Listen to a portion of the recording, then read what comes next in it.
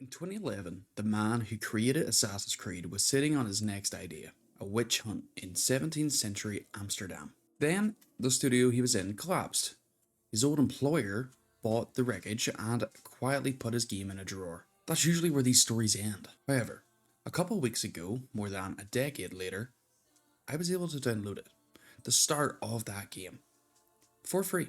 And I haven't been able to stop thinking about the version of Assassin's Creed we'd all be able to be playing if things had gone a bit differently. So I'm going to tell you about it. But first let me tell you about the man, because none of this makes sense without him. Patrice Désilets is the reason Assassin's Creed exists. He was the creative director on the first one, on AC2, and on Brotherhood. The run of games everybody actually means when they say that they miss old Assassin's Creed. That was him. And in 2010, at the height of it, he left Ubisoft to go and make something of his own, somewhere with a bit more space to stretch his creative legs. He ended up at THQ, building a game called 1666 Amsterdam. With a 50-odd person team, 2 years of their lives were spent bringing that vision to life. Then THQ went under. And this is the bit that you just couldn't write if you tried. When the company got carved up and sold for parts in a fire sale, who do you think fought to buy the studio he was working at? Our good old pals, Ubisoft. The exact company he'd left to get away from. He walks out the front door to be free of the machine, and 2 years later, that same machine owns his new house. And then it gets worse. A few months in his words, he was handed a termination notice and walked out of the building by 2 security guards, without even getting to say goodbye to the team he'd built. And 1666 was taken and put in the drawers of Ubisoft. Désilets spent 3 years suing to get it back. He eventually won in 2016, and the rights came home to him. Now, he didn't sit still during all of that time. During that, he built his own studio, Panache Games, and in 2019 he shipped Ancestors: The Humankind Odyssey, a survival game set 10 million years as the past. Let me just say, I loved this game. The Monkey Evolution Simulator was what the world needed, but didn't know they needed. But 1666 was kept in the chamber. For the better part of a decade, it just sat there, waiting. And before I tell you what the game's actually like, I need to tell you where it came from. Because years ago, Désilets was walking through Amsterdam and saw a date carved into the front of a house. Anno 1666. And that sparked it. That one detail on the side of a building eventually became the very thing he said to create. It became the setting. It became the game. The whole thing grew out of a man who couldn't let go of a date on a wall. So a couple of weeks ago, I downloaded the prologue. 30 minutes and it's free on Steam, and coming to early access this year. And I must say, we're so back. Ever since Assassin's Creed began losing its luster, I always hungered for the feeling those first few games gave me. There were good AC games after Patrice left, but they never hit the same vibe the first three games gave me. With just this prologue though, I'm under a spell. There's just something about the feeling of playing through the prologue that just makes me so nostalgic for what Assassin's Creed was. It's incredible, honestly, how 2 games that are fundamentally and aesthetically very different can emote the same vibe from me. It's incredible, honestly. But anyway, what happens in the prologue? You're dropped into 1666 as Noah, a witch who is mid-ritual on the night that she becomes something called the Collector. Part of said ritual is picking your familiar, a cat, and you choose its personality type. No clue if this has any bearing on the gameplay or actual story, but there are 9 different options of these cats, and each one's unique in some way. And then we transition into some stuff that's just classic Patrice. We don't stay in 1666. You slip out into a modern day section as Cleo, a young woman investigating clues her father left behind for her after he died. She triggers some magic just like Noah does in the intro, and we're then thrown to another timeline, 1999, and we experience Cleo's dad, Aaron, as he gets lured into a ritual himself by his at the time girlfriend. But for real, I God knows why, but he's really telling Chloe in extreme detail how enamored he was with his girlfriend. They go and they conduct the ritual, and Aaron turns into a cat, which feels oddly like Stray's exploration areas in that game. If you've played it and you play this prologue, you'll notice gameplay wise feels very similar, and that's not a bad thing. I fucking love Stray. and it's a very unique secondary protagonist mechanic. Aaron goes through, as a cat, a trippy dream sequence before becoming the very cat you choose as Noah in 1666. I love the way the game seems to fold each era into the next, and in some interview that Desolate done, he reckons you spent about 80% of your time back in 1666, the bulk of the game, and the rest are threaded through the other two. He called 1666 and 1999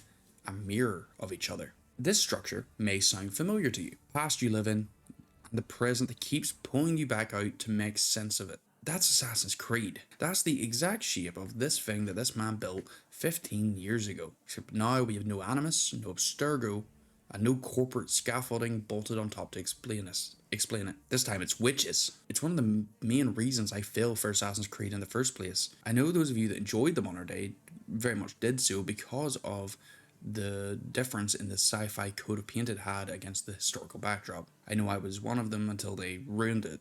Now having this real occult vibe to it all is really interesting to me, and I do really love the vibe it gives us off the prologue. I really think we could be in for a real treat here that gives us that real depth and storytelling ability, but just through a whole new lens. And Desolate has been dead clear about what he's chasing here. He says the goal was never to be a perfect one-to-one replica of Amsterdam, just like, Ubisoft does. It was to make you feel the place, to blur the line between the city on the screen and the real one that's standing there now. And if you've watched anything else on this channel, you'll know that's more or less my entire thing. I'd love a game that is a place worth getting lost in and not just a product to put a number on. Patrice describes his own design philosophy, and it's one of the main reasons I like making videos at all. And then there's the cat. You get /R the cat. You're used for sneaking through these hand-built interiors, and it's tied to that 1999 thread, a consciousness slipping between the eras. Like, it sounds so absurd, but that's the point. That's the kind of swing you're only going to get when one person's been chewing on an idea for 15 years and finally gets to put all of it out on the table. I was sad to see, though, that the prologue has been getting hammered pretty hard on Steam.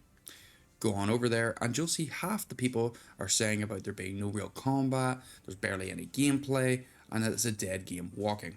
Though it feels like they're reviewing a film based off its opening titles. The actual loop of stalking your targets, things hiding behind ordinary faces and hunting them down, Panache has flat out said that that's the full game. That is the full loop. Judging the prologue for not being a demo is wrong, and I'm surprised folks can't read. They say it on the store page. So to get us back on track, there is something I just can't get past. While Patrice was off making his witch game on his own, the one nobody wanted and the one that sat in a drawer at Ubisoft then decided they were gonna try their own hand at it.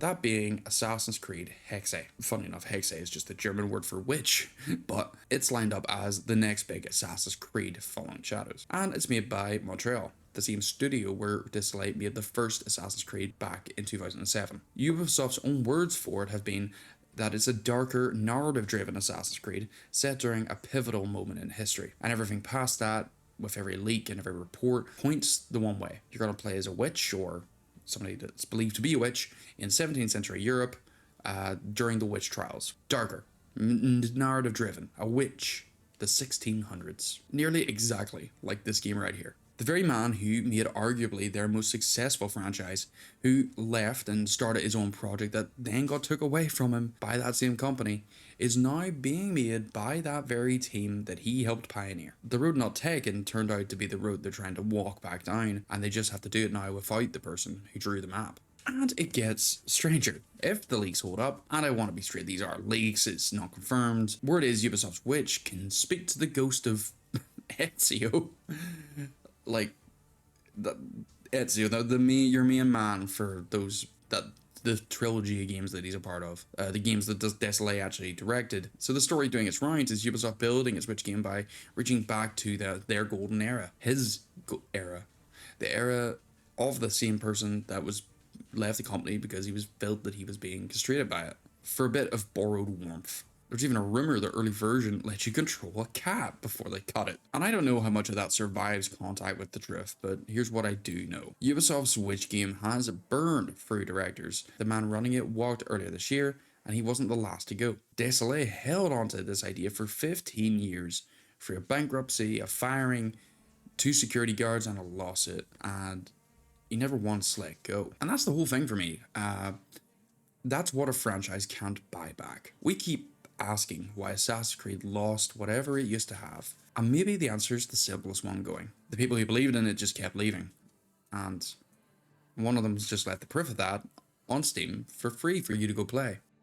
But just at the tail end of this, I wanted to say that like this does raise a discussion that I've been thinking about for a while. The other half of this, of what happens when a franchise that's lost the thread tries to go back and remake one of the best things it's made. I feel like Resynced is this same story told from the other side. But right now, I just keep landing on that question, and I just don't know the answer. If the best version of Assassin's Creed is the one being made by the man who left, what does that say about those that remained?